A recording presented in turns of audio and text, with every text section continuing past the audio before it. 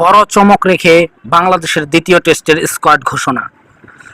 দ্বিতীয় টেস্টের জন্য 15 সদস্যের দল ঘোষণা করেছে বাংলাদেশ ক্রিকেট বোর্ড বিসিবি, যেখানে 3 বছর পর আন্তর্জাতিক টেস্ট দলে ডাক পেয়েছেন এনামুল হক বিজয়।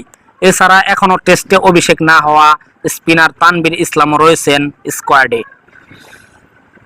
এই টেস্ট দিয়ে দীর্ঘ 3 বছর পর টেস্ট দলে ফিরলেন বিজয়। এছাড়া জাতীয় দলে ডাক পেলেন 1 বছর পর। এই উইকেট রক্ষক ব্যাটার সর্বশেষ 2024 সালের মার্চে শ্রীলঙ্কার বিপক্ষে ওয়ানডেতে খেলেছিলেন। এর আগে আন্তর্জাতিক ক্যারিয়ারে 5টি টেস্ট খেলে করেন 100 রান। এছাড়া 49টি ওয়ানডেতে 1352 এবং 20টি টি-20তে 445 রান করেছেন বিজয়। সম্প্রতি প্রথম শ্রেণীর ক্রিকেটে প্রথম বাংলাদেশি হিসেবে 50তম সেঞ্চুরি করেন। অন্যদিকে নতুন করে ডাক পাওয়া তানভীর এখন পর্যন্ত কেবল 4টি আন্তর্জাতিক টি-20 খেলেছেন, যেখানে তার শিকার 2 উইকেট। তবে এখনো ওয়ানডে কিংবা টেস্টে অভিষেক হয়নি এই বাঁহাতি স্পিনারের। এক নজরে দেখা যাক দ্বিতীয় টেস্টে বাংলাদেশের স্কোয়াড।